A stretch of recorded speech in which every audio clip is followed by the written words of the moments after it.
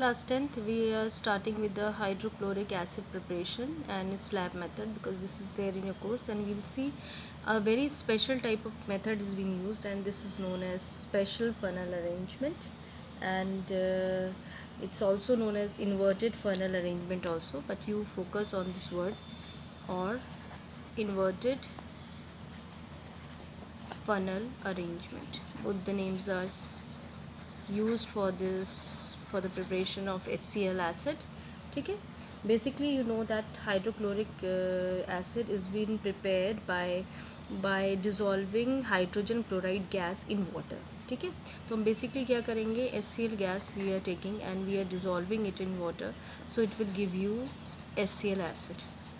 ठीक, but this is not very easy going process, because you know that one volume of water can dissolve how much, 452 volume of HCl. It's mean the speed is very fast. एक volume water अगर आप ले रहे हैं तो उसमें 452 volume of HCl easily dissolve हो जा रही है, यानी रिएक्शन बहुत फास्ट चल रहा है, और इतना फास्ट होता है कि आपको बहुत ध्यान से काम करना पड़ता है. That's why it's very important that we are using a special type of arrangement, right.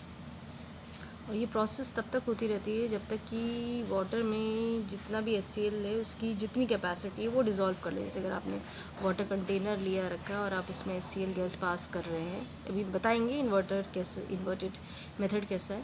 So when you are passing this particular gas through it, it will, the process will continue till the entire एक stage आ जाए जब अब water जो है, water HCl gas को dissolve ना करें. ठीक है, ये वाटर है और आप HCl गैस पास करें. अभी तो इन्वर्टेड फनल अरेंजमेंट दिखाएंगे आपको कैसे होता है.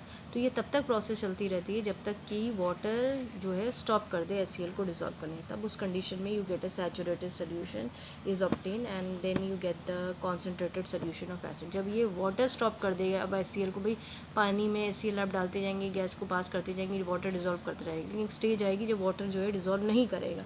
वो बेसिकली क्या हो जाएगा, आपका एक सैचुरेटेड सोल्यूशन हो जाएगा. ये बुक्स में नहीं दिया रखा है, सैचुरेटेड सोल्यूशन हो जाएगा, और जो कि बेसिकली आपका कॉन्सेंट्रेटेड HCl का होता है. अब इस टेक्निक को इतना ईजिली हम जो सोच रहे हैं कि हमने ये टेक्निक पढ़ी, इसकी इतना ईजिली दिख रहा है, पर इतना ईजी नहीं होता है. इसके लिए आपको काफ़ी अरेंजमेंट्स देखने पड़ते हैं. पहले हम उस अरेंजमेंट्स के, let us talk about the arrangement, that why we are using that arrangement, then we will see how that particular arrangement works. So the point arises why we are using this special arrangement or funnel arrangement. The point is that first point arises to avoid back suction. Now what does this back suction means? अगर water ऐसे move कर रहा है, ठीक है, और ये पलटने लग जाए, पीछे चलने लग जाए, तो ये इस कंडीशन को आप क्या बोलेंगे कि बैक स्टेट पे जा रहा है. पानी को तो आगे बढ़ना चाहिए, ठीक है, और पानी क्या हो जा रहा है, उल्टा चला जा रहा है. तो ये इस कंडीशन को हम स्टॉप करते हैं इस फनल अरेंजमेंट के थ्रू. इसीलिए हमने कहा कि we always avoid avoid back suction. तो बेसिकली हम क्या कर रहे हैं, प्रिवेंट और minimize the back suction of the water. वही वाटर वाली बात है ना, कि वाटर को जाना चाहिए सीधा, और ये वाटर जो है उल्टा आने लग जाए, है ना, दूसरी कंडीशन में मूव करने लग जाए, तो बैक उल्टा ही तो चलने लगा, बैक सक्शन ही तो होने लगा, ये बैक कंडीशन में जाने लगा आपका. तो आप ये फनल अरेंजमेंट से फ़ायदा ये होता है कि यू प्रिवेंट और minimise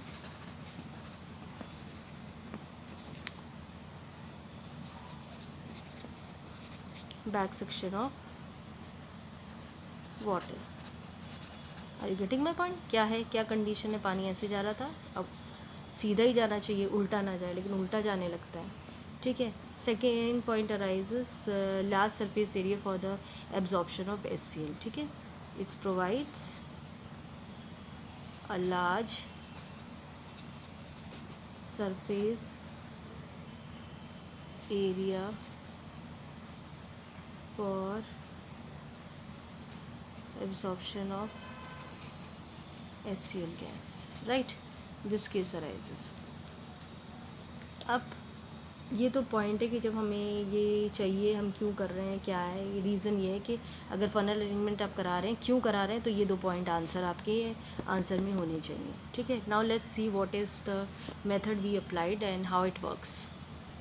now let's see the first point. Suppose हमने एक ट्रॉफ लिया, उस ट्रॉफ में we put water, and we are passing the HCl gas through it through a delivery tube, है ना भाई, अलग अलग है ना भाई। हम फ़नल अरेंजमेंट ले रहे हैं, यहाँ मैंने फ़नल नहीं लगाया है, मैंने एक डिलीवरी ट्यूब ली रखी है और उस through this I am passing HCl gas, ठीक है। ऑलरेडी मैं आपको बता चुकी हूँ कि HCl is highly soluble in water. One volume of water dissolve of 452 volume, यानी कितना ज़्यादा उस प्रेशर से आएगी गैस और इसमें डिज़ोल्व होगी। अब बेसिकली क्या होगा, जब आप डिलीवरी ट्यूब लोगे, यहाँ डिलीवरी ट्यूब में जगह ज़्यादा है नहीं, सरफेस एरिया कम है, तभी तो हमने फनल अरेंजमेंट दिया था कि उसमें हमें सरफेस एरिया ज़्यादा मिल सके HCl के एब्जॉर्प्शन में। तो वाटर क्या होगा कि जो water quickly the water will rises up through the delivery tube, और जाते जाते जाते उल्टा और बाहर निकल जाएगा, ठीक है। जहाँ से भी कनेक्टिविटी होगी उस पर आ जाएगा। तो क्या होगा, 100% सीरियस एक्सीडेंट होना ज़रूरी है, क्योंकि जो आपको याद हो अपना जब लैब मेथड आप पढ़ रहे थे तो भी कंटेनर था राउंड बॉटम फ्लास्क जिसमें कॉन्सनेट्रेटेड सल्फ्यूरिक एसिड और NaCl हीट हो रहा था, और जिसकी वजह से HCl गैस प्रोड्यूस हो रही थी। तो वही HCl गैस जो प्रोड्यूस हो रही थी उसको आपने वाटर में कनेक्ट कर दिया। अब क्या होगा, इतने हाई प्रेशर से वो गैस आ रही होगी, वो वाटर इसमें भाई वो तो हाईली सॉल्युबल है, वो डिज़ोल्व करेगी और उल्टा वापस लौटने लगेगी। और पीछे क्या हो जाएगा, पीछे ऑलरेडी जो राउंड बॉटम फ्लास्क है उसमें NaCl और concentrated sulphuric acid already heat हो रहा है, क्योंकि आप अप टू 200 डिग्री सेंटीग्रेड पे ये रिएक्शन चलाते हैं। तो आप सोचिए कितनी ज़्यादा एक्सप्लोसिव और कितना एक्सीडेंट हो जाएगा, ठीक है। तो ये चीज़ जो होती है डिलीवरी ट्यूब लेने से ये प्रॉब्लम आती है, हमेशा 100% एक्सीडेंट होगा ही होगा और आपका रिएक्शन पूरा बर्बाद हो जाएगा, ठीक है। इसीलिए we are not using the delivery tube. You are getting my point that what is the cause of this, if you are using a delivery tube what is happening. Now the point arises if you use the funnel arrangement. Now see, trough लिया रखा है, उसमें water भरा हुआ है, आपने क्या करा, फ़नल जो आपके लैब्स में आते हैं वही फ़नल आपने यूज़ करा है। डिलीवरी ट्यूब आज भी है, लेकिन उस डिलीवरी ट्यूब को आपने कनेक्टिविटी बैठाई है फ़नल से, और फ़नल को इन्वर्टेड रखा। तभी देखो मैंने स्टार्टिंग में कहा था स्पेशल फ़नल अरेंजमेंट या इन्वर्टेड फ़नल अरेंजमेंट। तो आपने फ़नल सीधा आप रहता है, हमेशा ऊपर की तरफ रहता है। अगर आप फ़नल की स्ट्रक्चर अगर आप ध्यान से देखिए तो फ़नल इज़ लाइक दिस, है ना, फनल ऐसा है। आपने क्या कर दिया, इसको इन्वर्टेड उल्टा कर दिया है, उल्टा करके करें तो आपको क्या है, सरफेस एरिया ज़्यादा मिले। अगर ऐसे नीचे से लगा देंगे तो कोई सेंस नहीं, फिर वही कहानी है। तो बेसिकली क्या है कि you are using inverted funnel and you are getting, you just see large surface area also you are getting for the absorption है HCl, और पानी में आपने रखा हुआ है, ठीक है। दूसरी कंडीशन इसमें याद रखना, जब भी ये फनल अरेंजमेंट रखो, वाटर और फनल में थोड़ा सा गैप होना चाहिए। There is a slide gap, air gap यहाँ होना चाहिए, ठीक है। एयर गैप 100% होना चाहिए।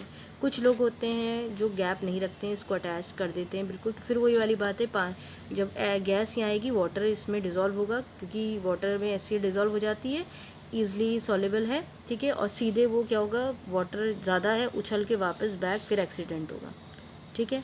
तो वो चीज़ नहीं होनी चाहिए। तो we prefer that the inverted funnel you should use, but there should be a gap between the funnel and the water that is placed in the trough, whatever you are using. I am saying trough, you can use some other container, beaker हो, कुछ भी लिया रखा हो आप जिसमें आप HCl को डिज़ोल्व कराना चाह रहे हो और HCl एसिड बनाना मांग रहे हो।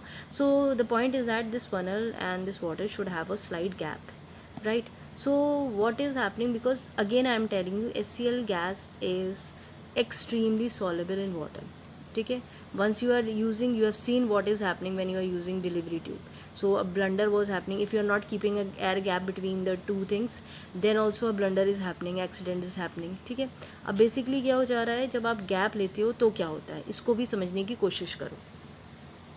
अब कंडीशन क्या हो गई है, तीनों तरीक़ों को आपने समझ लिया, लेकिन अब हम एक्चुअल कंडीशन पे आते हैं कि गैप रखने में क्या हो रहा है, गैप नहीं रखने में क्या हो रहा है, डिलीवरी ट्यूब ले रहे हैं तो क्या हो रहा है, ठीक है। Let's again focus back to the delivery tube वाला पॉइंट। डिलीवरी ट्यूब मैंने कहा कि यहाँ एक्सीडेंट पॉसिबिलिटी है, 100% होगा। ऑपरेटर्स आपके डैमेज होंगे, एक्सीडेंट होना ही है, सीरियस एक्सीडेंट होना है इसमें, ठीक है। अब होता क्या है, what is happening, HCl gas is highly soluble. जब आप इसको मर्ज करते हो तो यहाँ HCl जो है, इसका जो रेट ऑफ एब्जॉर्प्शन है वाटर में बहुत हाई है, ठीक है। So rate of absorption of HCl is very high and because of it a partial vacuum is created in the tube. और पार्शियल वैक्यूम क्या हो जाएगा, इस ट्यूब के अंदर क्रिएट हो जाएगा, जिसकी वजह से जो वाटर होगा वो एकदम तेज़ी से रश करेगा, ऊपर आएगा और बाहर निकल जाएगा, और पीछे जिसमें आपने ऑपरेटर्स में आपका NaCl और कॉन्सनट्रेटेड सल्फ्यूरिक एसिड उसमें चले जाएंगे सारी चीज़ें, और वहाँ पे क्या होगा, ऑपरेटर्स आपका पूरा डैमेज हो जाएगा। उस कंडीशन को हम बोल देते हैं बैक सेक्शन हो गया।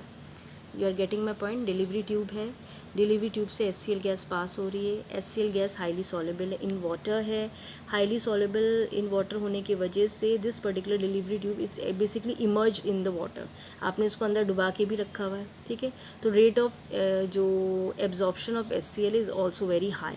Because of it the partial vacuum will be created inside this delivery tube and what happen, the pressure outside is higher.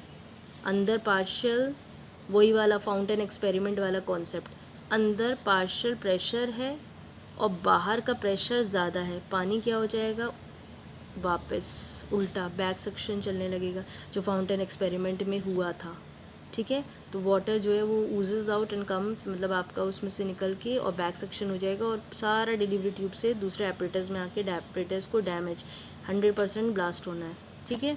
ये कंडीशन आ गई। क्यों हुआ, डिलीवरी ट्यूब के अंदर पार्शियल प्रेशर था, बाहर क्या था, आउटसाइड प्रेशर जो था वो ज़्यादा था, इसीलिए वाटर क्या है इससे निकल के डिलीवरी ट्यूब से उल्टा लौट गया, जिसको हम कहा back suction. This is the concept when you are using a delivery tube, that's why we never use a delivery tube point. Now let's focus on the funnel part. If you are using the funnel, ठीक है, और air gap आपने रखा हुआ है, तब क्या हो रहा है, ठीक है। The point is that again the concept arises, HCl is highly soluble, it will 100% dissolve in water because it has a nature, right। अब उस कंडीशन में क्या हो रहा है, जब वो पानी में HCl डिज़ोल्व हो रहा है और गैप होने के वजह से, ठीक है, देखो प्रेशर तो हाई रहना ही है, उसमें कोई इशू नहीं है, और प्रेशर आउटसाइड ज़्यादा है, ठीक। और इनसाइड के केस में बेसिकली गैप होने की वजह से जो एयर गैप आपने रखा हुआ है, जो बाहर का प्रेशर बहुत हाई है, पानी तो आज भी देखो ये HCl गैस आ रही है, वाटर में डिज़ोल्व हो रही है, पानी आज भी उछल के ऊपर चढ़ेगा, 100% फनल के ऊपर आएगा, it will rise in the funnel. लेकिन पॉइंट इज़ दैट कि गैप होने की वजह से, एयर जो गैप है उसकी वजह से outside pressure inside pressure equalize हो जाएंगे, कोई चीज़ बढ़ेगी नहीं, ना अंदर का ज़्यादा रहेगा ना बाहर का ज़्यादा रहेगा प्रेशर।